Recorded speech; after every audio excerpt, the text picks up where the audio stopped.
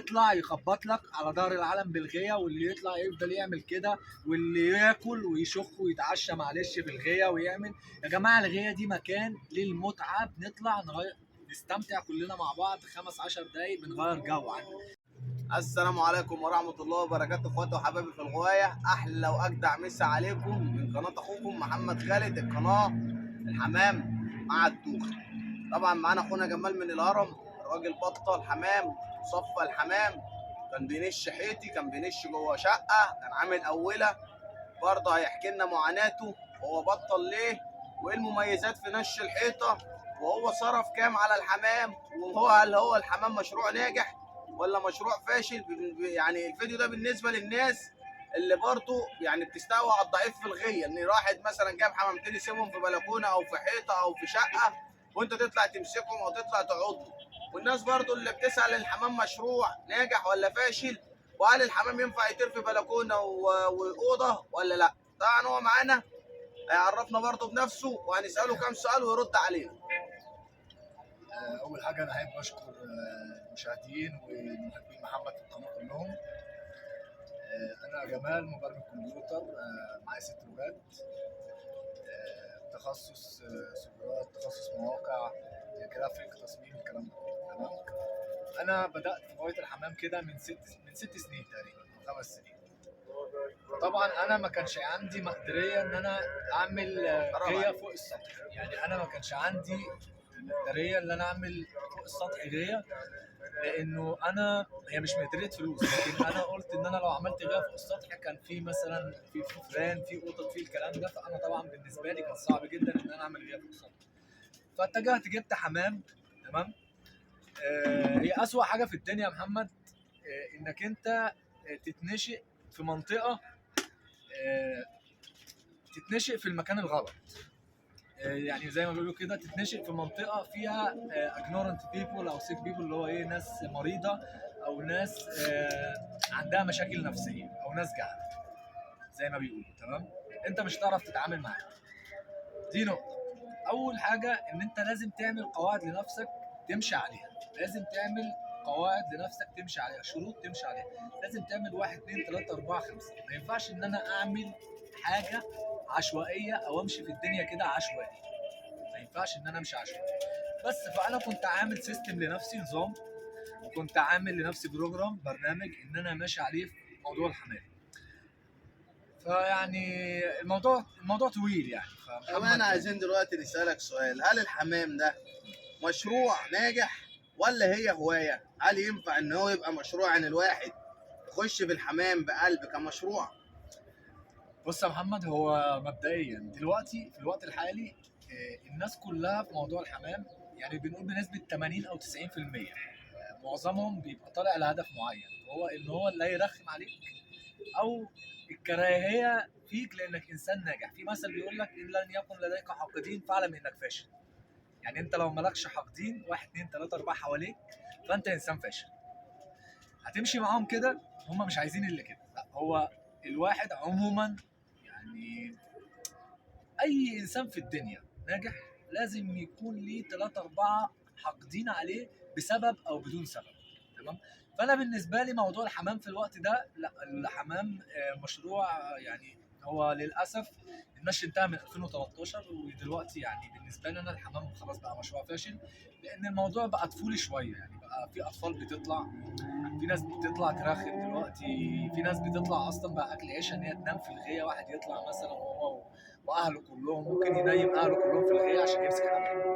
فطبعا ده غلط ان انا اطلع ولادي، اطلع اخواتي، اطلع اهلي مش عارف ايه عشان امسك حمام. ده كلام كله غلط. فبالنسبه لي الغوايه بقت فاشله جدا. طيب صرفت قد ايه على الحمام؟ انا صرفت على الحمام، يعني انا من ساعه ما هويت لحد دلوقتي قول خسرت قد ايه. خسرت قد ايه؟ انا خسرت في الحمام مثلا فوق ال 200,000 جنيه، 300,000 جنيه. كل المنطقه وكل البلد تعرف بالكلام ده. انا جبت حمام بفضل الله، جبت حمام من بره، الباكستانيات كلها جايه لي من بره، في ناس شاهده على الكلام ده وطلعت شافت الكلام ده بعينها. تمام. وانا لما جبت حمام في ناس راحت جابت وهية حمام، يعني برضو الكلام ده انا عايز اقوله في الفيديو، كام واحد كده الاثنين ثلاثه، بس انا يعني الواحد التجاهل، انا متجاهل للناس دي. ده الناس دي يعني اللي هي بتبقى مثلا شافت ان الراجل مبتدئ ولسه داخل في الحمام وجايب حمامتين كويسين، قال لك بدل ما انزل اشقى واتعب عشان اجيب الجنيه، لا انا اقعد امسك لجمال فرد ولا فردين ب 200 300 جنيه وانا قاعد جنب هي مراتي، والكلام ده كل الناس بتعاني من الكلام ده. هو القصه مش قصه مسك بس، هي القصه برضو هنا في ايه؟ ان انت بتعمل مع فلان خير ومعروف، بتلاقي فلان ده ناكر المعروف. فانا بالنسبه لي ان انا عاتب شخص ده حرام فيه العتاب، يعني انا حرام ان انا عاتب منطقه كامله او ثلاثة أربعة جهله زي ما انا قلت كده، اجرونت بيبل زي ما ذكرتها، ان انا اروح اعاتبهم. انا لما اجي اتعامل مع شخص لازم اتعامل مع شخص مثقف. بعدين في نقطه يا محمد عايز يعني اوضحها لك، مهمه جدا، الناس لازم تفهمها كلها. ان انا شخص او انت شخص عندك قدرات وعندك فكر في عقلك، شخص ذكي ما شاء الله، الله اكبر عليك، شخص تعرف تعمل حاجه كويسه. انا ما ينفعش اثبت قوتي والباور بتاعي في منطقه كلها جهل. ما ينفعش انا دلوقتي مثلا اطلع في منطقه اللي قدامي هنا وهنا وهنا وهنا وهنا خمسه سته، او هنا او هنا، دول جاهلين. انا ما ينفعش انا اطلع او مطير وعامل. ده اللي انا اكتشفته مؤخرا، يعني انا الناس دي عطلتني سنين. طبعا الراجل ده يا جدعان اكتر من اخ، وانا متعرف عليه في السوق، وبرضه هو لما جه اليوم اللي عملت فيه الفيديو وكان حضر معاه نش السنه دي وحضر معاه نش من سنتين. انا عايز اسالك قال لي لا سؤال بس، الموضوع يعني صعب، موضوع النش في المنطقه اللي انت فيها صعب، فهي المناطق كلها كده. انا عايز اسالك بقى يا محمد، معلش سؤال، انت اتفضل. مبسوط حاليا في النشر؟ يعني انا لا عايز هو اسالك. عامة طبعا ما فيش نش، والناس اللي متابعانا شافت الفيديو اللي هو بتاع الرمية. مسكنا احنا 5 وقاموا في اليوم دوت 4 أو 3 على ما افتكر. هو واحد بس اللي من الرمية مختوم، واربع حمامات. طب الاربع حمامات دول اتضربوا ليه؟ لان الحمام ده مش مجرود، الحمام ده ما بيتنشش، الحمام ده ما بياخدش. اما انت تبقى راجل غاوي حمام جايب حمام بترميه من اخر الشارع عندك ويتضرب، انا مش بعيب في صاحبه، انا بتكلم عامة على غوايه. الغوايه باظت، الناس خافت على الحمام، فالناس من الاحسن ان هي تجيب نيش وتحط الحمام فيه كده زي زمان كده ما كانت الناس بتحط الصيني عشان الناس تطلع تتفرج عليه. انما نش حمام وكنت تطلع تشوف مجال، مفيش مجالات. مع الناس اللي بتيجي تقول لي صور لنا يا محمد المجال عندك والنش، مفيش نش. في جوع، في ناس سايبه كوره في نتي في شبابات وحمام على شرط ما بياكلوهوش. تاني حاجة الحمام دوت يفضل يتنشى من الصبح لحد 4:30 لحد ما انت تيجي تفتح، مش بين الشم يعني يحطط وينش يحطط وينش يحطط وينش. امسكهم بقى من الساعة 4 ل5 الا ربع، وقت ما انت بتفتح نش حللهم، تروح تاخد معاه يقوم حاطط قدام الحمام. طب هيمسك؟ هيمسك ايه؟ هيمسك اعصابه، لان هو في الاول والاخر خايب، بني ادم خايب. حتى الفرد اللي هيمسكه تخفيل ما يستاهلش، ما يتسماش تستعر ان انت تنزل تقول على قهوه ولا في شارع ده انا ضارب لاحمد فرد حمام، ضارب لمحمود فرد حمام. الناس ده وانت بترمي، انت جعان، انت جعان. طبعا الراجل يعني برضه فاضل سؤال عايزين نساله له، هل نش الحمام في شقه صعب ولا سهل؟ بص يا محمد، انا بالنسبه لي وبرضه الكلام ده ناس كتير جدا شاهد عليه، انا من اوضه ومن شقه من شباك، في ناس جت شافت الكلام ده بعينها مش هتكدبني، جت شافت ان انا بطلع حمام، لو بطلع 3 4 أو 5 حمامات افضل من اللي بيطلع 60 فوق راسه. كنت بطلع حمام من في المكان اللي انا عندي ده، كان الحمام بيخش في المجال بتاع التربيه وكان بيرجع لي وكان بيبقى فوق المجال وبيجي تاني. كنت بخش في مجالات في العروبه، الكلام ده في ناس كتير شاهد عليه. انا كنت ناوي اوسع الامور وان انا اعمل اولا، انا كان في دماغي ان انا اعمل اولها كلها بلق، بس انا لما لقيت بقى ايه الناس كلها بتنش وبتاع، قلت انا هعمل حاجه ما اتعملتش. لكن رجعت اوراقي لقيت نفسي خسرت. وانا بقول لك في المكان اللي انا فيه ده، في نص الناس اللي انا فيه ناس جهله ما مش فاهمين، يعني مش هيفهموه، فاهمني؟ فطبعا انا مش هينفع اجيب حمام بفلوس ب 50,000 ب 100,000 واجي معلش انش في وسط مثلا واحد بينش لي طبعا يا جريزلي. جدعان الناس اللي غوت حمام عارفه الحمام بيتصرف عليه كام، عشان ما حدش برضه يقول لك ده بيبالغ في الارقام. النهارده لا انا اقل جبت فرد حمام بفلوس، بفلوس، انا رحت جبت سكروته، كلفه بفلوس. معلش مع احترامي لقطع كلامك يا محمد، انا جبت سكروته 5000 جنيه وفي ناس من عندي قعدت معاهم وقلت لهم ان انا جبت السكروته ب 5000 جنيه، قعدوا يضحكوا عليا، انت اتضحك عليك وانت زبون ومش عارف ايه. قلت لهم لا انا مش زبون، انا واحد بعرف اميز فرد الحمام صح، بعرف اجيب الحمامايه كويسه، البيوت القديمه الكلام ده.